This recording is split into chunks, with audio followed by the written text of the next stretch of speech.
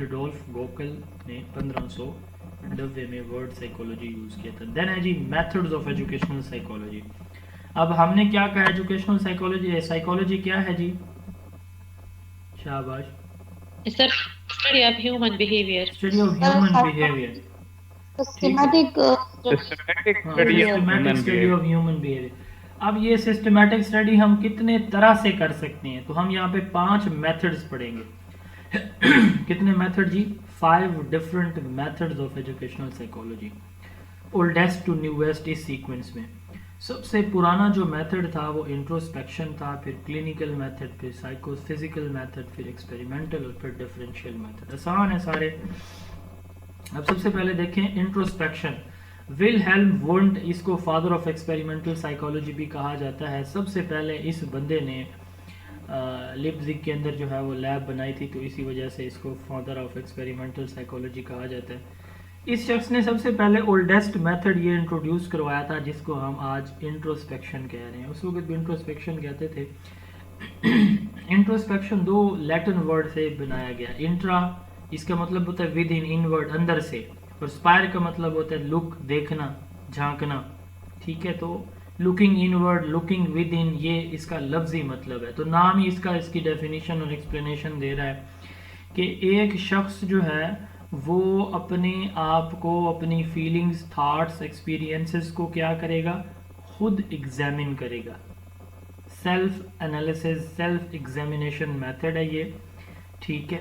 तो अब हम क्या करते हैं, एक इंडिविजुअल को, हाँ जी, आप बिस्तर पे, बेड पे लेट जाएं, आंखें बंद कर लें, उसको जनाब हम बड़ी अच्छी अच्छी प्यार भरी बातें गुफ्तगू करेंगे, फिर उससे वो वाक़या सुनेंगे कि कैसे उसको ये प्रॉब्लम हुआ, कब से उसको ये प्रॉब्लम है, तो वो बताएगा अपने हाल अहवाल। तो जब वो एक फ़्लो में चल रहा होता है तो बहुत सारी बातें उसके जहन में से ऐसी आती हैं जो आम लोगों को वो नहीं बताना चाह रहा था और बताता भी नहीं, लेकिन वहाँ फ़्लो में उसके मुंह से वो बातें निकल जाती हैं। वो सेल्फ ऑब्जर्वेशन करता है, उसको एनालिसिस करने के, जो उसका ऑब्जर्वर होता है वो उसको एनालिसिस करता है, ठीक है। एनालिसिस करने के बाद वो उसे देखता है कि उसके प्रॉब्लम की वजह यहाँ पे ये है, ठीक है। इसको कहते हैं इंट्रोस्पेक्शन।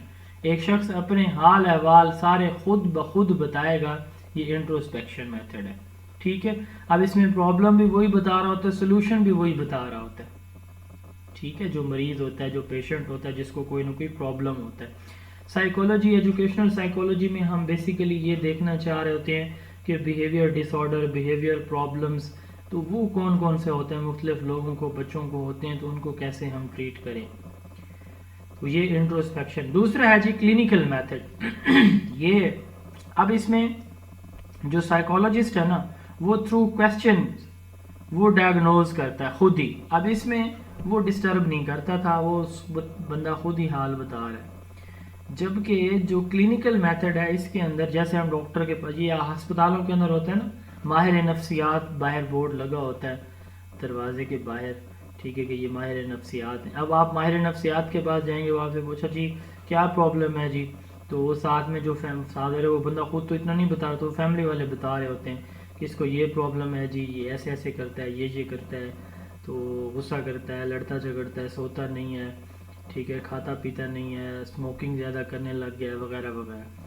अब फिर जो साइकोलॉजिस्ट है वो उससे सवाल जवाब करेगा और उसको जो है वो उसको एंड पे यही रिकमेंड करता है इसमें कि इसका माहौल चेंज, इसको मसरूफ़ रखें, इसको ये ड्रामा या इसको ये जो है वो कोई परेशानी है, कोई खौफ है, कोई प्रॉब्लम है, तो इसको जो है इस तरह से आप जो है इसको किसी ऐसी जगह ले जाएं जहाँ पे ये हंसता खेलता रहे, वगैरह वगैरह। तो ये क्लिनिकल मेथड में होता है। Systematic approach use by the psychologist to assess, diagnose and treat the mental health issues in individual. तो it involves conducting in-depth interviews and observation with the person seeking help to gather information about their thoughts, emotions, behavior and life experience. Problems कोई भी हो सकते हैं, कोई phobia है, shyness है, थम सकिंग करता है बच्चा, नर्वस रहता है हर वक्त, स्पीच कोई डिसऑर्डर्स हैं, तो वो फिजिकली एग्जामिन करेगा, उसकी हिस्ट्री देखेगा, इंटरव्यू करेगा, कोई सवाल जवाब करेगा, टेस्ट करेगा। ट्रीटमेंट जो है वो हाइपोथेसिस की बेस पे होता है कि जब वो सवाल जवाब करते तो उसे लगता है कि यहाँ पे इसको कोई प्रॉब्लम इस वजह से आया, तो फिर उसको वो रीज़न समझते हुए उसकी ट्रीटमेंट देता है। और ट्रीटमेंट ज़्यादातर जो क्लिनिकल मेथड में होती है, मैंने बताया कि change the environment of the individual ہوتا ہے. ٹھیک ہے, ایک بندے کو کوئی صدمہ آیا ہوا ہے تو اس کو جو ہے مصروف رکھا جائے تاکہ اس کا خیال اس طرف نہ جائے, تو یہ چینج ان انوائرمنٹ ہے. یہ ہے جی کلینکل میتھڈ. پہلے میں سب کچھ خود بتا رہا ہے, دوسرے میں ڈاکٹر جو سائیکولوجسٹ ہے وہ اس سے سوال جواب کر کے سلوشن بتا رہا ہوتا ہے. تھرڈ جو ہے وہ تھوڑا سا سمجھنے والا ہے, اس کو تھوڑا غور سے سنیے سمجھیے گا, یہی تھوڑا سا ڈیفیکلٹ ہے, باقی تو آسان ہے. Psycho physical method. اب اس میں دو چیزیں ہیں, ریلیشن شپ ہے دو چیزوں کا. سائیکو کا مطلب وہی آپ کی جو بیہیویئر ہے, اینڈ فزیکل سے مراد آپ کی باڈی ہے. تو مائنڈ اینڈ باڈی ریلیشن, ٹھیک ہے, دو چیزوں کا. It involves the investigation of quantitative relation ship between stimuli and response. وہ چیز جو آپ کو ڈسٹرب کر رہی ہے آپ, ٹھیک ہے, اور اسے آپ کے جو باڈی کے ریسپانسز ہیں وہ آئے. کوئی چیخنا چلانا شروع کر دیتا ہے, ٹھیک ہے جی, کوئی کسی پریشانی کی وجہ سے. اب جتنا اس کا وہ چوٹ اس کے ذہن میں زیادہ لگتی ہے نا, اتنا وہ زیادہ, جیسے مولانا طارق جمیل صاحب کے بیٹا, اللہ تعالیٰ ان کی مغفرت فرمائے اور اللہ تعالیٰ مولانا صاحب کو صبر جمیل عطا فرمائے. ابھی یہ ریسنٹلی اس کی بچے کی ڈیتھ ہوئی ہے, تو وہ اس کو یہ سائیکولوجیکل پرابلمس تھے بیچارے کو, اس کو ذہن میں شاکس لگایا کرتے تھے, الیکٹرک کرنٹ لگتا تھا. تو بہرحال اس نے خودکشی کی ہے, یہ جو بھی سین ہے اللہ بہتر جانتا ہے. تو investigation of quantitative relation ship between stimuli and response. اب جتنا اس میں پرابلم زیادہ ہوتا ہے نا, تو اتنا ڈسٹربنس زیادہ ہوتی ہے, فزیکل یا باڈی کا رسپانس زیادہ, اتنا چیخے گا, چلائے گا, لڑے گا, جھگڑے گا, بھاگے گا, خودکشی کرے گا. It is a way of studying. Mohammed Shami جو ہے وہ انڈین کرکٹر ہے, آپ میں سے جو کرکٹ دیکھتے ہوں گے ان کو پتہ ہوگا. تو ان کی بیگم کا نام ہے حسینہ. تو وہ اسٹیج ڈانسر تھیں. یہ جو اس پہ نہیں ہوتا کرکٹ گراؤنڈ کے باہر جو باؤنڈری, چھکا چوکا, وکٹ لگنے پہ وہ جو لڑکیاں ڈانس کرتی ہیں, تو وہ ان میں سے تھی. خیر وہ بچے کی, اس کی شادی شدہ تھی, کسی بچے کی ماں تھی. شامی نے اس سے شادی کی, تو ان کے فیملی کوئی پرابلمس بن گیا. اس کا بھائی نہیں اس کو چاہتا تھا, اچھا نہیں سمجھتا تھا اپنی بھابھی کو, شامی کا بھائی, تو حسیب نام ہے اس کے بھائی کا. تو اب میں یہ انٹرویو اس کا دیکھ رہا تھا, ان کی فیملی کلیشز چل رہے ہیں 2-3 سال سے نا, میاں بیوی آپس میں, طلاق بھی نہیں ہے. اور تو وہ دیکھ رہا تھا کہ اس کا جو ہے نا وہ 10 سے 12 لاکھ منتھلی جو ہے وہ دے رہا ہے شامی اس اپنی بیوی کو. تو وہ بتا رہا تھا کہ میں خودکشی کرنے پہ آ گیا تھا, اتنی مطلب حالات ان کے ٹائٹ ہو گئے تھے. اب وہ بیگم اس کی پبلک پہ آتی, انٹرویو دیتی, اور ادھر سے شامی جو ہے وہ ڈسٹرب, اور ایون اس نے کہا کہ میں نے کئی دفعہ سوچا کہ میں سوسائڈ کروں گا. That is stimulus response relation. یہ بڑا جو ہے نا بڑا ٹیکنیکل قسم کا یہ پرابلم ہوتا ہے. تو it is a way of, اب اللہ تعالیٰ اس کو سلامت رکھے اور اس کی بیوی صاحبہ کو ہدایت نصیب فرمائے. تو اگر ایک ڈانسر جو ہے اس نے اپنا رویہ تھوڑی بدلنا تھا. اس کا ایشو میجر یہ تھا کہ اس کی شامی کی فیملی اسے کہتی تھی کہ تم جو ہے نا وہ اس طرح نہ کرو, کہ ہماری اچھی خاصی انکم ہے, آپ کو کیا ضرورت ہے اسٹیج پہ ڈانس کرنے کی. تو بہرحال جو بھی ان کے مسائل تھے, پرسنل ان کے میٹر ہیں. تو it is a way of studying the relationship between physical stimulus like light, sound, pressure and our psychological responses like sensation, perception اور feeling. اب جیسے میں بتایا کہ ادھر سے وہ انٹرویو دیتی تھی, ادھر سے شامی کو دورے پڑتے تھے بیچارے کو. It helps the researcher to understand how changes in physical stimuli affect our mental experiences. جتنا ادھر سے وہ بلیم زیادہ کرتی تھی, اتنا یہ بیچارہ ڈسٹرب ہوتا تھا. تو یہ ہے stimulus response relation. ایک بندہ جو ہے ہائٹ سے خوف زدہ ہوتا ہے, اس کو آپ جتنا اوپر لیتے جائیں گے ہائٹ پہ. تو میں 2010 میں تبلیغی جماعت کے ساتھ گیا چلاس, یہ جی بی گلگت بلتستان سے پہلے آتا ہے, کے پی کا آخری ڈسٹرکٹ ہے, داسو ڈسٹرکٹ داسو ہے, اور چلاس اس کی تحصیل ہے. وہاں پہ ہم گیا, سیلاب آ گیا 2010 والا. ہمارے ساتھ فیصل آباد لڑکے تھے تقریباً سارے. ایک فیصل آباد کا لڑکا تھا, تو اس کو نا وہ ہائٹ کا فوبیا تھا, خوف تھا. وہ نیچے سے سیلاب تھا سارا, اور ہم جو ہے وہ, میرا بھی پہلا ایکسپیرینس تھا, اس وقت اتنی عمر بھی نہیں تھی. تو وہ جتنا ہم اوپر جاتے وہ بیچارہ نیچے دیکھے اور زور زور سے چیخیں مارے، زور زور سے. اب یہ ہے اسٹیمولس ریسپانس ریلیشن جو میں سمجھانا چاہ رہا ہوں. سائیکو فزیکل اسٹیمولس جو ہے وہ ہائٹ پہ ہم جاتے. اچھا وہاں پہ جو کے پی سے ہیں ان کو پتہ ہوگا، زانگو جو ہے وہ جو ویل چیئر ہوتی ہے نا، ان کے پھٹے کے بنے ہوئے اس طرح کے مقامی لوگ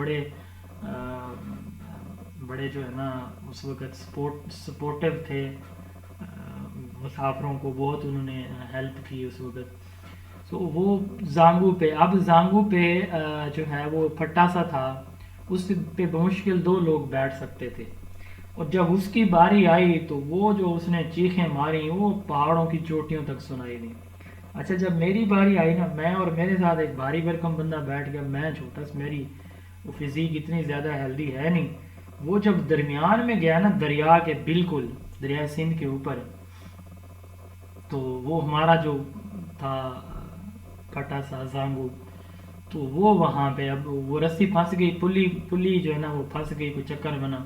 اب وہ ادھر والے کھینچے تو ہم ادھر والے کھینچے تو ہم دوسری طرف جو ہے وہ جھول مار رہا تھا ہمارا زانگو. تو اس وقت آپ یقین کریں میں نے کہا آج میں نہیں بچتا. نیچے جو ہے وہ 20 سے 30 فٹ ہم ہائٹ پہ تھے دریا کے، اور دریا اتنا تیز تھا کہ وہ پہاڑوں کو کاٹ رہا تھا. 2010 کا سیلاب. خیر for example using the psychophysical method, researcher may present different intensities of light to participant and ask them to report how bright they perceive the light to be. ایک ایگزامپل ہے کہ وہ جو ہے وہ روشنی دیکھتے ہیں، لگاتے ہیں کہ آپ کو روشنی یہ نظر آ رہی ہے، کوئی چیز رکھیں گے تھوڑے ڈسٹینس پہ، اور زیادہ ڈسٹینس پہ، اور زیادہ ڈسٹینس پہ، پھر چیک کریں گے. یہ ایک مثال ہے سادہ سی اسٹیمولس ریسپانس کی، کہ کہاں تک آپ کو تھوڑے سے تھوڑا سا اسٹیمولس محسوس ہوتا ہے. یعنی اس بندے کی مثال دے رہا تھا نا کہ وہ ہائٹ پہ چیخ رہا تھا، تو کتنی ہائٹ پہ جا کے اس کو ڈر نہیں محسوس ہوتا، یہ ہے منیمم لیول آف اسٹیمولس. اور کتنی ہائٹ پہ وہ بے ہوش ہو کے گر جائے گا، یہ ہے میکسیمم لیول آف اسٹیمولس. تو اس میں ہم یہ چیز دیکھتے ہیں کہ کسی اسٹیمولس کی وجہ سے، کسی پریشانی کی وجہ سے، حسینہ کی چھوٹی بات پہ شامی کو کتنا محسوس ہوتا ہے بیچارے کو، اور حسینہ کے زیادہ بڑے ایلیگیشنز پہ. اب اس کی بیوی نے اس پہ یہ الزام لگا کہ پاکستانی لڑکی نے اس کو اتنے اماؤنٹ دی، تو اس پہ انڈیا سے آ رہے ہیں اگر وہ مسلمان تھا تو تحقیقات شروع کر دیں کہ یہ بکا ہوا یہ وہ. خیر اس طرح کے تھے ان کے مسائل. تو اب کتنے چھوٹے سے بلیم پہ حسینہ کے شامی جو ہے اس کو کوئی پریشانی نہیں ہوتی، چھوٹے سے چھوٹے پہ جس پہ کوئی اس کو مطلب محسوس ہوتا ہے لیکن کوئی زیادہ نہیں محسوس ہوتا. اور جو میکسیمم لیول ہے اس کے بلیم کا وہ کون سا ہے جس پہ شامی سوسائڈ کا ڈیسائیڈ کرتے ہیں، اللہ معاف کرے. تو یہ ہے سائیکو فزیکل میتھڈ. تو اس میں لوئسٹ لیول ہم دیکھتے ہیں کسی چیز کی پریزنس سے کتنی فیلنگ یا ڈسٹربنس آتی ہے. لوئسٹ لیول تھوڑی سی تھوڑی مقدار اس کی، کہ اس سے اگر کم کریں تو کوئی فیلنگز نہیں آئیں گی. اور ہائیسٹ وہ سب سے زیادہ جس پہ رسپانس آئے. تو میتھڈ آف منیمل چینجز اور میتھڈ آف لیمٹ یہ پہلا ہے کہ جس کے اندر ہم یہ دیکھتے ہیں کہ انٹینسٹیز کو اسینڈنگ یا ڈیسینڈنگ آرڈر میں کر کے دیکھتے ہیں. ٹھیک ہے، لویسٹ لیول پہ ہم چیک کریں گے تھریش ہولڈ لیول پہ، یعنی جس پہ فیلنگ آئیں گی. ٹھیک ہے، اور اس کے بعد جو ہے وہ ڈس اپیئر ہو جائے گا، اس کے بعد کوئی پریشانی. یعنی جیسے مثال کے طور پر ایک بندہ جیسے بتا رہا تھا ہائٹ پہ وہ چیختا تھا تو ہم اس کو نیچے لائیں گے کتنی ہائٹ پہ، 10 فٹ پہ جا کے اسے ڈر نہیں لگتا مثال کے طور پر. اب یہ اس کا 11 فٹ پہ اس کو جو ہے وہ ڈر لگتا ہے. اب 11 فٹ جو ہے وہ تھریش ہولڈ لیول ہے، وہ منیمم لیول ہے جہاں پہ اسٹیمولس ڈیٹیکٹ ہم کر سکتے ہیں، پرابلمز ایشو ڈیٹیکٹ ہو سکتا ہے. ٹھیک ہے جی، تو یہ ہے. اب اس کا ہائیسٹ میں نے بتا دیا، اس کو ہم ریپیٹ کرتے ہیں ملٹیپل ٹائم. مثال کے طور پر اگر ہمیں سمجھ نہیں آ رہی، کبھی وہ 10 پہ چیخ رہا ہے فٹ پہ، کبھی 9 پہ، کبھی 11 پہ، تو ہم تینوں دفعہ ایوریج لے لیں گے کہ جی یہ 10 پہ جو ہے وہ چیختا ہے مثال کے طور پر. تو یہ ہمارا لیول آف منیمل چینجز یا میتھڈ آف لیمٹ ہوگا کہ وہ تھوڑے سے تھوڑا لیول جس کی موجودگی کی وجہ سے کوئی شخص جو ہے وہ کتنا ڈسٹرب ہوتا ہے. The averaging the results, the researcher can determine the threshold which the stimulus become detectable or undetectable. This method may be used for finding out the absolute threshold and differential threshold. اب absolute threshold کیا ہے کہ وہ minimum intensity جہاں پہ ایک شخص جو ہے وہ کسی چیز کو، کسی stimulus کو ڈیٹیکٹ کرتا ہے، فیل کرتا ہے، یہ کہلاتا ہے ایبسولوٹ تھریش ہولڈ. ٹھیک ہے. اور دوسرا ہے جی دا ڈفرنس تھریش ہولڈ، اس کو جسٹ نوٹسیبل ڈفرنس بھی کہتے ہیں. وہ smallest difference that can be detected by a person sensory system. اب یہ دیکھیں، یہ پوائنٹ بڑا امپورٹنٹ ہے، اس کو سمجھیے گا. میں نے کہا کہ 10 پہ جا کے جو ہے 10 فیٹ پہ جا کے وہ نہیں چیختا، مثال یا 9 کر لیں، 10 ہم نے چلیں کہا کہ جی اس پہ فیل ہوتا ہے. اب 9 فیٹ ہائٹ پہ اس کو ڈر محسوس نہیں ہوتا، 10 پہ جا کے ہوتا ہے. ٹھیک ہے. اب 9 اور 10 کے درمیان یہ ڈفرنس تھریش ہولڈ ہے کہ 10 پہ ہوتا ہے، 9 پہ نہیں ہوتا. وہ منیمم ڈفرنس یا جسٹ نوٹسیبل ڈفرنس کہ یہاں پہ ہوتا ہے یہاں پہ نہیں ہوتا، وہ بندہ خود بھی جج کر رہا ہے جس کو یہ ڈر محسوس ہو رہا ہے کہ یہاں تک اب مجھے کوئی مسئلہ نہیں ہے، لیکن اس سے اوپر میں ایک قدم جاتا ہوں تو ڈر لگتا ہے مجھے. تو یہ ہے جسٹ یہ ڈفرنس تھریش ہولڈ. اور ایبسولوٹ کیا ہے؟ وہ پوائنٹ جہاں پہ آپ کو ڈر لگتا ہے وہ آپ کا ایبسولوٹ تھریش ہولڈ ہوگا، وہ 11 فٹ ہے یا 10 فٹ جو بھی ہے. دوسرا میتھڈ آف ایڈجسٹمنٹ. آپ اس میں یہ دیکھیں کہ اس میں ہم خود چینج کر رہے تھے اس کا، ٹھیک ہے، اسٹیمولس چینج کر رہے تھے اس کو، کبھی 10 فٹ پہ لا رہے تھے، کبھی 11 پہ، کبھی 9 پہ. میتھڈ آف ایڈجسٹمنٹ، اس میں جو پارٹیسپینٹ ہے نا وہ خود دیکھ رہا ہے والیوم کو کم یا زیادہ کر کے. آپ گاڑی میں سفر کر رہے ہیں، ٹھیک ہے، 4 لوگ ہیں، تو کسی کو میوزک سننے کا شوق ہے تو وہ میوزک بھی سن رہے اور اس نے آواز فل کر دی ہے. اب مثال کے طور پر اس کے والیوم کے 50 تک لیول ہے، سپوز آپ کی گاڑی میں جو ڈیوائس ہے اس کے. اب 30 تک تو آپ اس گاڑی میں سفر کریں، 30 تک تو آپ کو کوئی اتنا زیادہ ڈسٹربنس فیل نہیں ہوتی. آپ کہتے ہیں ٹھیک ہے جی، خیر ہے، اتنا لاؤڈ میں برداشت کر لیتا ہوں. جیسے وہ 31-32 کرتا ہے تو آپ کانوں میں انگلیاں دینے لگ جاتے ہیں. تو وہ جو 31 ہے نا جی، یہ آپ کا کیا کہلاتا ہے؟ ایبسولوٹ تھریش ہولڈ ہے. ٹھیک ہے، یعنی جہاں پہ جا کے آپ کو محسوس ہوتی ہے آواز زیادہ ہے. اور اگر وہ 30 پہ کر لیتا ہے، 32 پہ، 32 سے یا 31 پہ 30 پہ آتا ہے تو آپ کہتے ہیں چلیں یہ جو ہے وہ میں برداشت، قابل برداشت ہے. تو اب یہ جو اس سے تھوڑا سا اوپر کرتے دیکھا، پھر بڑھا دیا آپ نے، ہم کہتے ہیں نا پھر بڑھا دیا. تو یہ ہے جسٹ نوٹسیبل ڈفرنس کہ تھوڑا بھی اگر وہ زیادہ کرے تو ہمیں محسوس ہوتا ہے کہ نہیں اب یہ زیادہ ہو گیا، اب اس نے گڑبڑ کر دی ہے. ٹھیک ہے، اس نے کوئی ہاتھ ہلایا، کوئی حرکت کی ہے آگے سے نا. تو یہ ہے جسٹ نوٹسیبل ڈفرنس. اور میتھڈ آف ایڈجسٹمنٹ کیا ہے کہ بندہ خود اس کو کم یا زیادہ کرے. اور میتھڈ آف کانسٹنٹ اسٹیمولائی کیا ہے کہ اسٹیمولس جو ہے ایک کانسٹنٹ اسٹیمولس، یعنی کہ جیسے میں بتا رہا تھا کہ 30 والیوم پہ، 32 والیوم پہ، 28 والیوم پہ تو مسلسل مختلف آوازیں جو ہے وہ سنائی جائیں گی. ٹھیک ہے، تو اس سے بھی اس کا ڈیٹیکٹ کیا جائے گا کہ واقعی جو ہے اس پہ اس کو کوئی مسئلہ نہیں ہے، یا صرف اس آواز سے مسئلہ تھا یا اس لیول سے مسئلہ تھا. تو یہ بہرحال میتھڈ آف کانسٹنٹ اسٹیمولائی ہے. آپ بے شک اس کو سارے کو یاد نہ کریں، تو 3 چیزیں یاد رکھیں کہ سائیکو فزیکل میں ہم اسٹیمولس اور ریسپانس کا فزیکل یا کوانٹیٹیو ریلیشن شپ دیکھتے ہیں. اس میں ہم ایبسولوٹ اور ڈفرنس تھریش ہولڈ دیکھتے ہیں. ایبسولوٹ وہ لویسٹ انٹینسٹی جو ڈیٹیکٹ کر سکتا ہے کوئی شخص جو ہے اپنے سینسری سسٹم کے تھرو، اور جسٹ نوٹسیبل ڈفرنس جو ہے وہ اسمالسٹ ڈفرنس ہے جو 2 اسٹیمولس کے درمیان آپ ڈیٹیکٹ کرتے ہیں کہ یہاں پہ آپ کو اسٹیمولس فیل ہو رہا ہے اور یہاں پہ نہیں ہو رہا. ٹھیک ہو گیا جی. یہ تھوڑا سا تھا کمپلیکس، باقی امید ہے کہ آپ کو اب سمجھ آ گیا ہوگا. The next is experimental method. یہ وہی ہمارا ہے جو سائنٹیفک میتھڈ ہوتا ہے. آپ نے سائنٹیفک میتھڈ پڑھا تھا اس میں چیپٹر نمبر 1 میں انڈکشن ڈیڈکشن میں، آپ لوگوں کو یاد ہوگا. تو سائنٹیفک میتھڈ جو ہے اس میں ہم کیا کرتے ہیں، کسی بھی پرابلم کا ہم cause and effect relationship through variable, through hypothesis جج کرتے ہیں. ایکسپیریمنٹل میتھڈ ایک سائنٹیفک اپروچ ہے جس میں ہم کاز اینڈ ایفیکٹ کو تھرو ریلیشن شپ دیکھتے ہیں. تو اس میں ہم جو ہے ایک ہائپوتھیسس بنا لیتے ہیں. مثال کے طور پر کسی شخص کو کوئی پرابلم ہے نا جی، تو شادی نہ ہونے کی وجہ سے یہ بندہ ڈسٹرب ہے، فیملی کے معاشی حالات کمزور ہونے کی وجہ سے اس بندے کا بیہیویئر ایسا ہے، بیوی سے اکثر جو ہے وہ لڑائی جھگڑے کی وجہ سے اس شخص کا رویہ ایسے ہے. ٹھیک ہے، اور اولاد کے راہ راست پہ نہ ہونے کی وجہ سے اس بندے کا رویہ ایسا ہوگا. اب یہ مختلف ہمارے ہائپوتھیسز ہیں، یہ ہم نے بنائے. پھر ہم یہ پرابلم ہے کہ بندے کا رویہ ٹھیک نہیں، ہائپوتھیسز بنا دیا کہ جی جو ہے وہ گھر میں لڑائی ہوتی ہے جی، معاشی حالات کمزور ہیں، بیوی کہتی ہے کہ جی مجھے فلاں چیز چاہیے اور یہ کہتا ہے کہ جی نہیں میرے پاس گنجائش نہیں ہے. میرا ایک دوست ایک دفعہ میرے پاس آیا، نے مجھے فون کیا کہ آپ اور آپ کی گاڑی دونوں چاہیے، ہم نے فلاں جگہ ایک دربار پہ جانا ہے. میں نے کہا خیریت؟ تو اس کے والد کی 2 شادیاں ہیں، اور وہ جو میرا دوست ہے وہ اور اس کی جو نئی امی ہیں وہ آپس میں بہنیں ہیں، تو مطلب جو دوسری شادی ہے اس کے والد کی. اچھا، میں نے وہ بڑا کلوز ریلیشن ہے، میں ان کے گھر آتا جاتا ہوں، بڑا انتہائی غریب گھرانے سے ہے وہ. تو مجھے اس نے بلایا، میں چلا گیا. میں نے کہا یار میں ہوں تو مصروف، لیکن چلے میں آپ کی وجہ سے چھٹی کر لوں گا. خیر میں اس کے ساتھ جو ہے وہ گاڑی لے کے چلا گیا. اب جہاں جب روانہ ہونے لگے نا، جس دربار پہ جانا تھا کہ جی وہاں جائیں گے تو اس کے جن اتریں گے، تو میں نے اپنے دوست سے کہا، میں نے کہا یار اگر اجازت ہو تو میں امی جی سے تھوڑی دیر گفتگو کر لوں. تو انہوں نے کہا جی آپ ضرور کر لیں.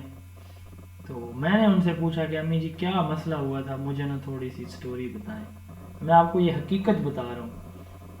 اچھا، اب امی جی کچھ دیر کے لیے بالکل ٹھیک ہو گئیں، جن پہ جن بھوت آئے ہوئے تھے. انہوں نے کہا کہ جی اب ہماری زبان میں کہ جی ایسے ایسے جی ان کا والد ہے، میرا اس دن چاول کھانے کا پروگرام تھا اور میں نے کہا کہ جی آج جو ہے وہ مجھے چاول اور چکن لا دیں، تو میں نے وہ بنانے ہیں جی، پلاؤ بنانا ہے، چکن پلاؤ.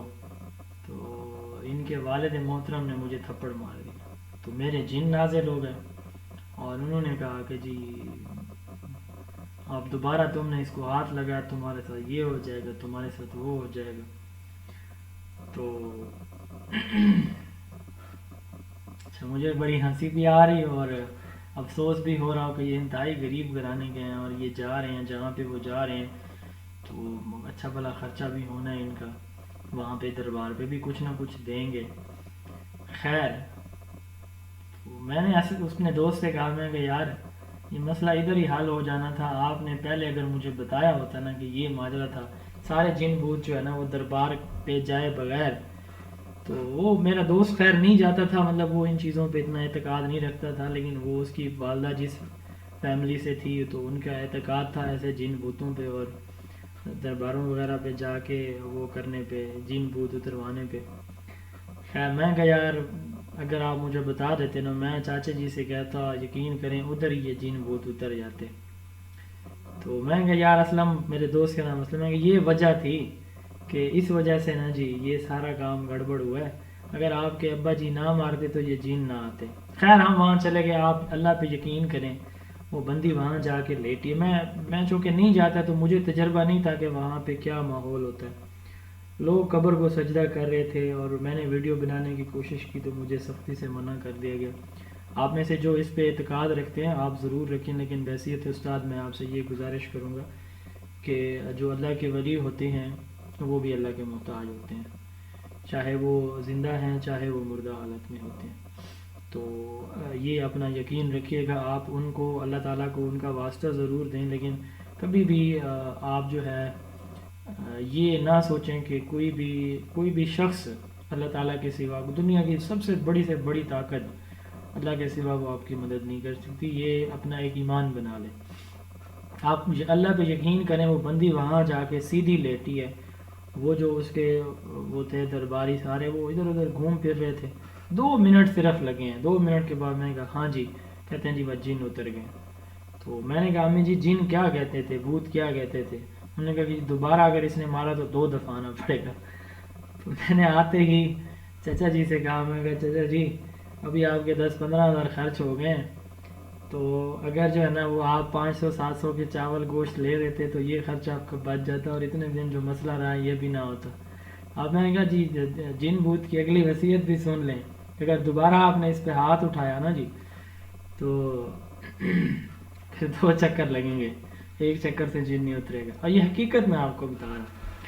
تو یہ ایک مطلب یہ ہے کہ اس طرح کی سچویشن ہمارے ہاں ہیں اور مطلب لوگ پھر بھی یقین کر لیتے ہیں. وہ ہنس رہا تھا آگے سے چاچا جو ہے نا، اس نے کان پکڑے، اس نے کہا کہ میں زندگی بھر ہاتھ نہیں لگاؤں گا. تو یہ چیزیں ہمارے اس میں سسٹم کے اندر ایگزسٹ کرتی ہیں. ہائپوتھسس کی ہم بات کر رہے تھے.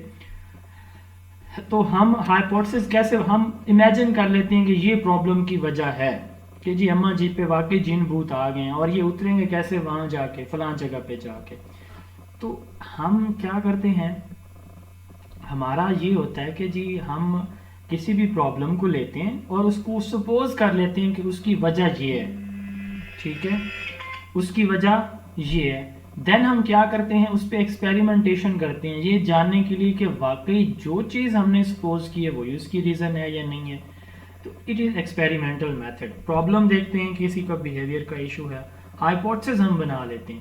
اب یہ ہائپوتھسس کیا ہوگا, ہائپوتھسس یہ ہوگا کہ مثال کے طور پر کہ شامی کے جو سوسائڈ کر رہا ہے اس کی بیوی اس کی وجہ ہے. مثال کے طور پر یہ بندہ زیادہ جو ہے وہ روز اسکول میں آ کے بچوں کو مارتا ہے, تو اس کے گھر پہ کوئی پرابلم ہے, اس کے گھر میں کوئی پرابلم ہے میاں بیوی کا یا فیملی کے کلیشز چل رہے ہیں. ہم ایک سپوز کر لیتے ہیں, یہ ہائپوتھسس ہے.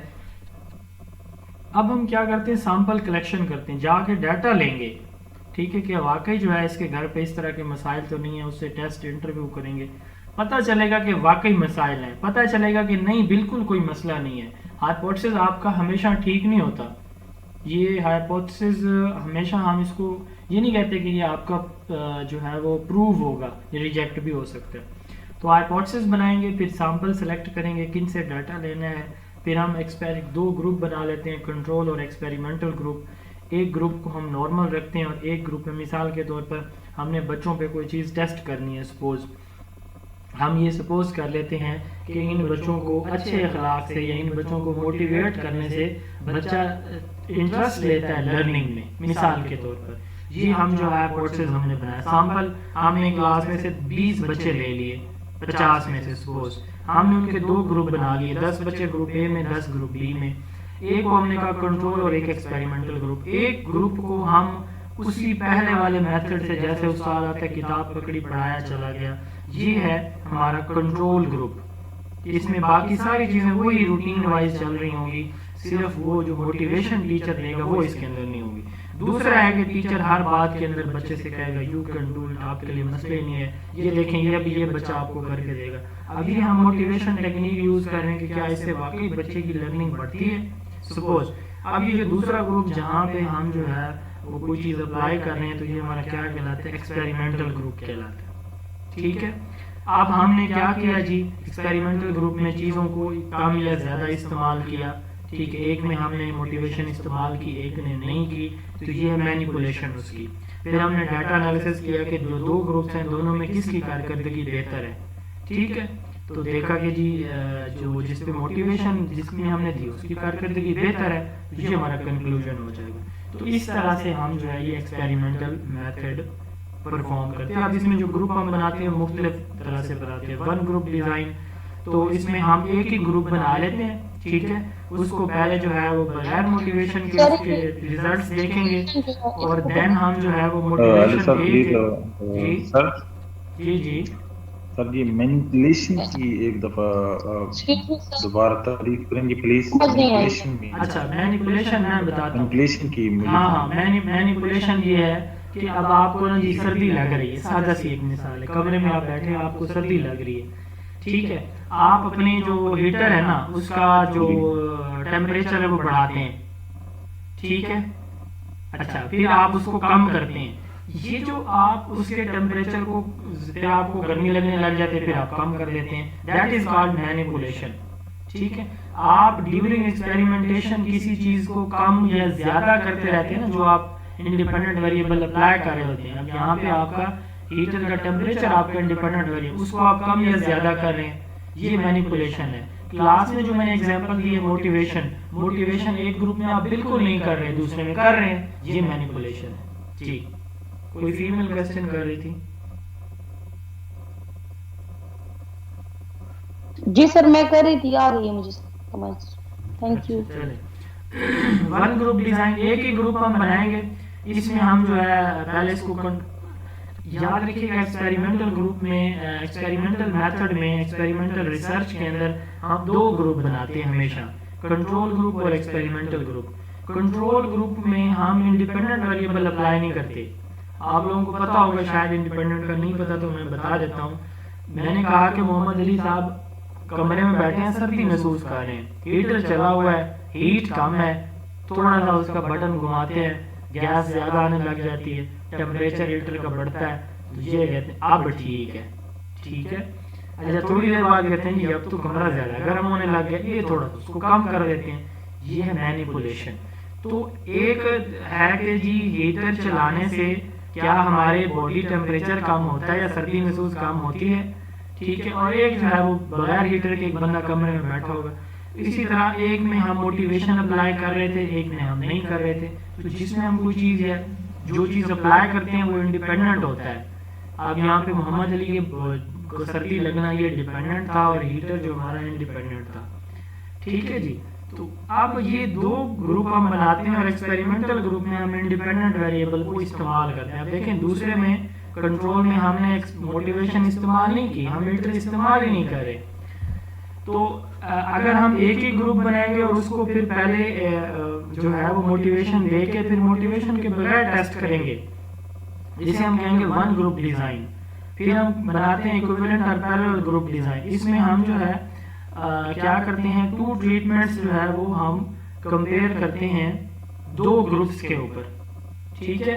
یعنی ہم دونوں گروپس میں موٹیویشن دیں گے ایکویولنٹ اور پیرلل گروپ ڈیزائن میں. ون گروپ میں ایک ہی گروپ ہوگا, اس کو ایک کو ہم پہلے موٹیویشن کے بغیر پڑھا لیں گے, اس کے ریزلٹ دیکھیں گے, پھر موٹیویشن کے ساتھ, پھر ہم پہلے اور بعد والے ریزلٹس کو کمپیئر کریں گے. یہ ہے one group design experimental method. Equivalent اور پیرلل گروپ ڈیزائن میں ہم کیا کرتے ہیں, دو گروپ بنائیں گے, یا تین بنا سکتے ہیں, چار بنا سکتے ہیں. تو دو گروپ بنائیں گے ہم سپوز, تو دونوں گروپ میں ہم موٹیویشن دیں گے اور ان کے ریزلٹس آپس میں کمپیئر کریں گے. اس کو ہم کہتے ہیں ایکویولنٹ اور پیرلل گروپ ڈیزائن. پھر ہے روٹیشن گروپ ڈیزائن. تو اس میں ایکویولنٹ گروپس کو ہم روٹیٹ کرتے ہیں پیریوڈیکلی, ٹھیک ہے. یعنی ہم کیا کرتے ہیں, ایک میں ہم جو ہے وہ موٹیویشن دیں گے, ایک میں نہیں دیں گے, ریزلٹ نوٹ کر لیں گے.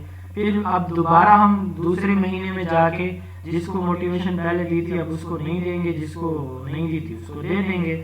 تو اب یہ جو ہے ہم وہ پوزیشن چینج کر رہے ہیں بچوں کی.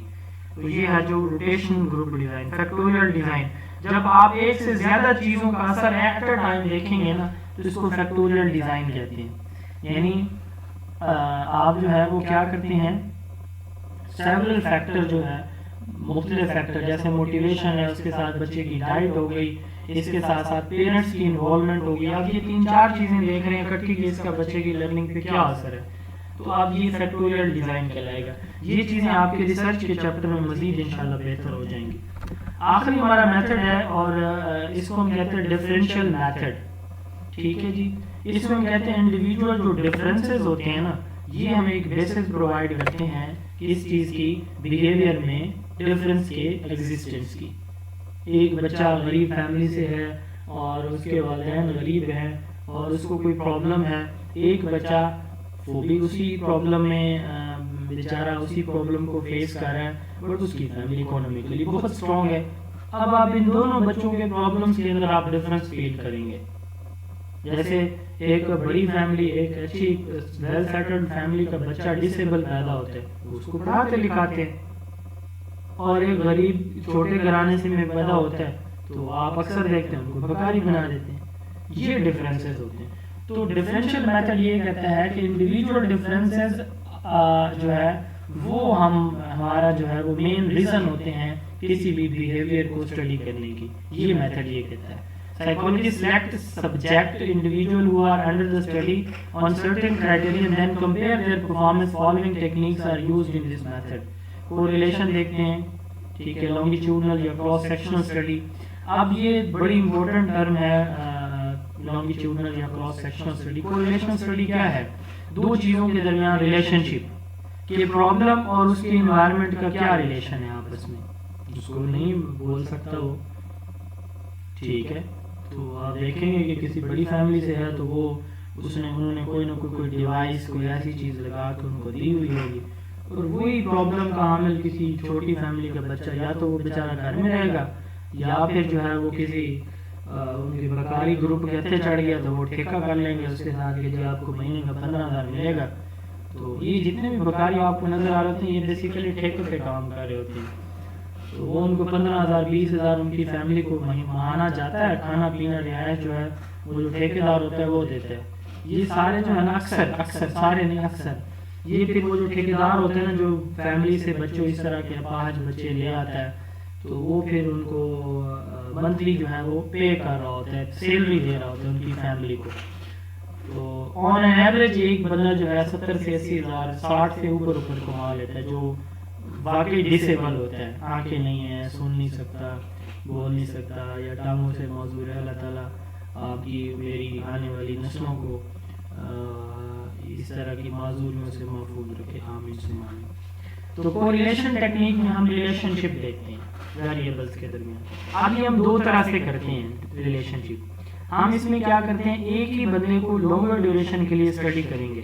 6 سال کا ہے، پھر 7 سال کا ہوا، 8 سال کا ہوا، 9 سال کا ہوا. تو ہم مختلف ایج کے اندر ایک ہی بندے کو ملٹیپل ٹائم اسٹڈی کریں گے تو یہ ہمارا کیا کہلائے گا، لانگیٹیوڈنل اسٹڈی کہلائے گی. Study of individual for longer duration and multiple time ہم اسی سے ڈیٹا کلیکٹ کریں گے. پھر ہم کیا کریں گے، دوسری طرح سے ہم ڈیٹا کلیکشن اس میں کیسے کرتے ہیں کہ ہم جو ہے وہ 6 سال کے بچے لے لیں گے، 8 10 7 سال کے بچے لے لیں گے، 8 سال کے بچے لے لیں گے اور ان کا ڈیٹا دیکھیں گے. اور یہ اب یہ ہمارے لیے آسان ہے کہ ایک ہی وقت میں ہم زیادہ لوگوں سے ڈیٹا کلیکٹ کر لیتے ہیں.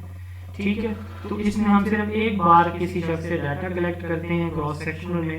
اس کو ہم ہاریزونٹل اسٹڈی بھی کہتے ہیں، لانگیٹیوڈنل کو ہم ورٹیکل اسٹڈی بھی بولتے ہیں. ٹھیک ہے، یہ بڑا امپورٹنٹ ہے. اچھا جی، یہاں تک کلیئر جی؟ کوئی پرابلم، کوئی بات سمجھ نہ لگی ہو پوچھ سکتے ہیں آپ. جی پلیز، کوئی کوشچن؟ کلیئر ہے جی؟